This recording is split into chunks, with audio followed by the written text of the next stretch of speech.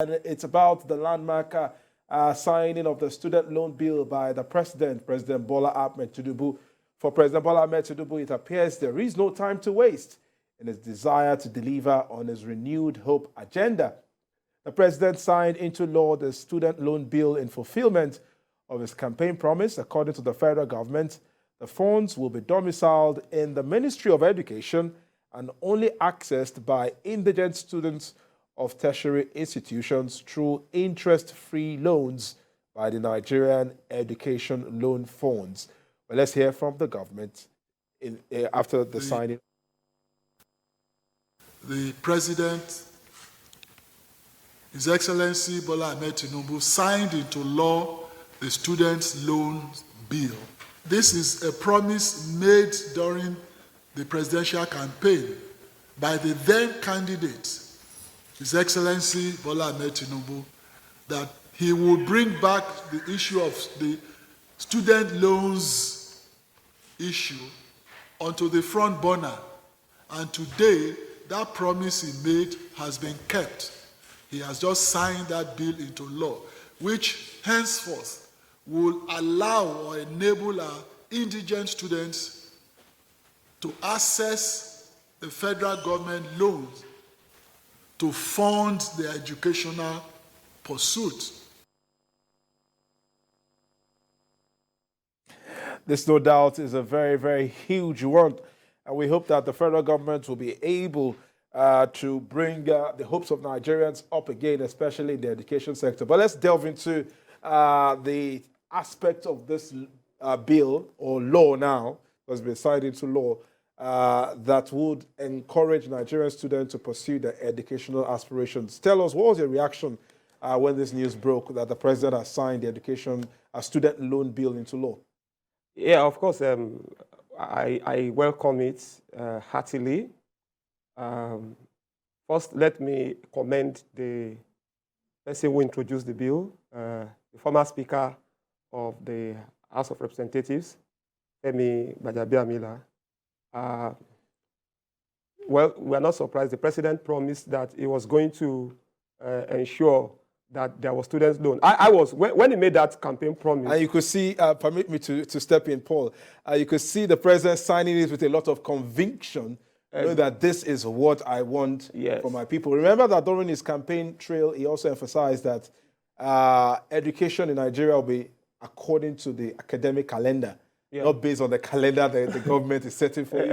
Exactly. Student loans is what is obtainable in several other countries, the US, even African countries. A small country as Namibia. I know people who went to university on, I know one very close, in Namibia, very close to me, and she went on student loan and she's working. So it's a very good thing, and a lot of, there are so many families, many Nigerians who can't even, at 1,000 naira is a luxury to them, you understand? And a lot of people come from such families. They want to access higher education, they can't. There are people who, very brilliant children, very brilliant students who come from indigent families, homes, and they can't even go to university, not because they are not brilliant enough, not because they are not intelligent enough, because they are poor. So it's a very good thing. However, there have seen some Nigerians who are very skeptical, about it. Nigerians are, because of years of enduring bad leadership. So Nigerians sometimes are very skeptical about policies or programs that are made with the best of intention. Okay, so, but the issues that are being raised, one of them is, okay, you give student loan, the person graduates, what's the guarantee that the person will get a job? Because if you study that bill or the act, it is said that the Education Bank also will liaise with employers who will deduct part of the income of to pay back the loan. What if somebody comes out and for 3-4 years he does not get a job? How will the loan be repaid? It's a legitimate concern. But I'm also happy that this president has also promised to create jobs. So the issue of job creation is there. It's actually there. Another issue is abuse. The Nigerian thing. We hope that people that will manage this scheme are not those that will just siphon the money, and then those who are supposed to be beneficiaries of the scheme will not get to benefit from it, because this is for people who earn less than 42,000 naira per month. That's 500,000 naira per annum. So if you are earning up to 42K per month, you do not have. You don't need this. You don't need this. So you've got to earn maybe 41.6 downwards. So that's what it is. So I do, but let us not always be pessimistic. Let's not always have criticize issues by default. Let's understand. Let's see how it goes, and let's encourage it. And if there are proposals that we can give to make it better, on how it can be implemented, let's bring it forward. Not that we should just be naysayers. All right, Yinka, let me have your thoughts on this. I mean, the concern that Paul raised is quite valid. I hope the beneficiaries, which are the Nigerian people, will not abuse this and turn it into another national cake that is my own right, I'm not going to pay back. No, let me first of all deal with the issue of the skeptics. Just as he has also recognized, Nigerians have been so battered that any government policy is looked at with some level of suspicion, pessimism. And you won't blame them.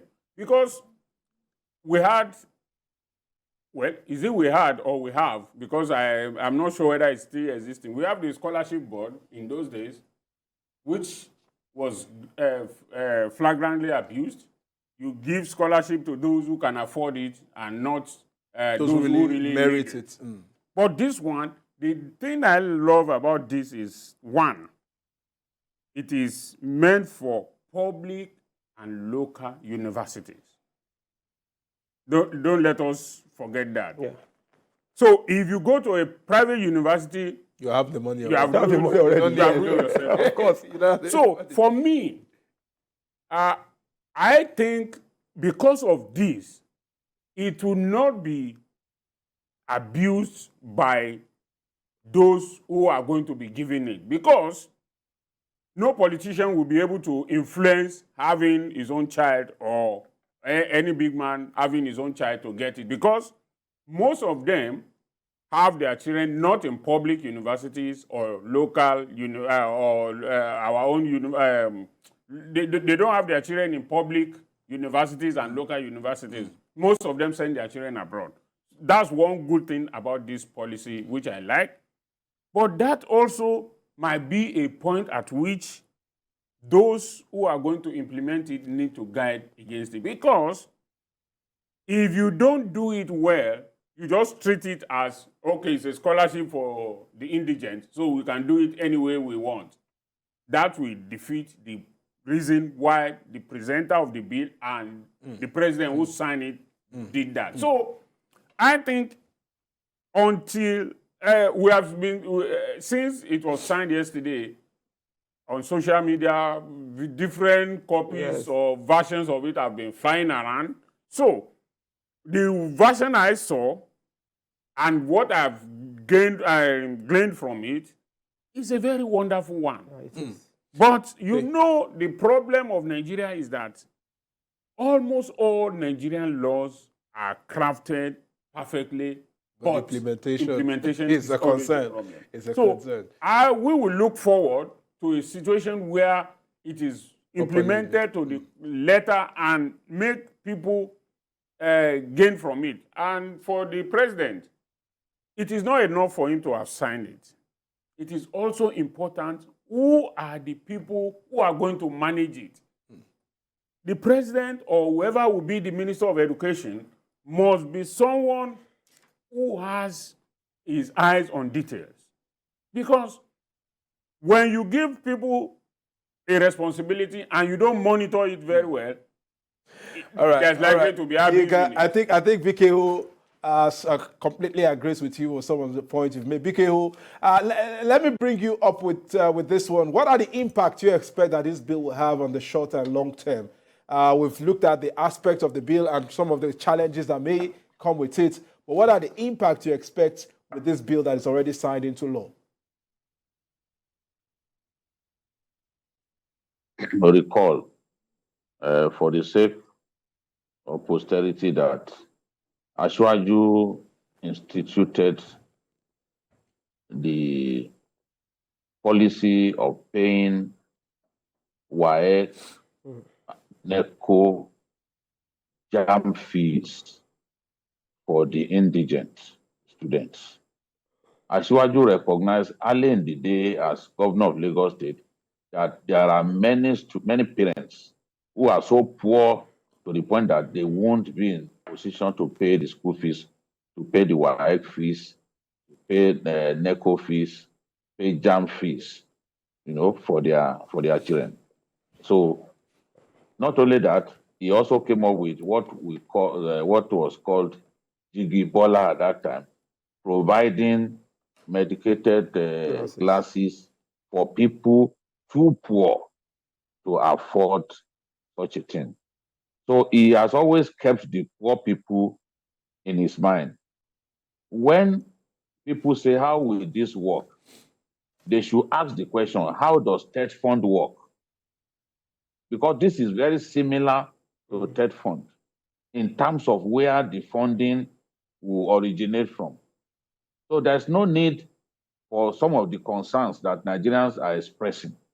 Today, in most of the state universities, more than half of their buildings were built by TED Fund.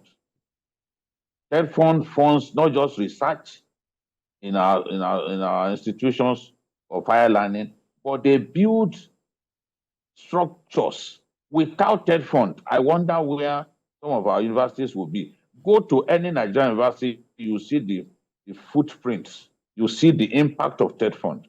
Now, coming to this one, what the president has come up with is an interest-free loan. This has been done in many countries of the world, and he knows that there are many parents who will not be able to pay the school fees of their children. So now it is not an all-commerce affair.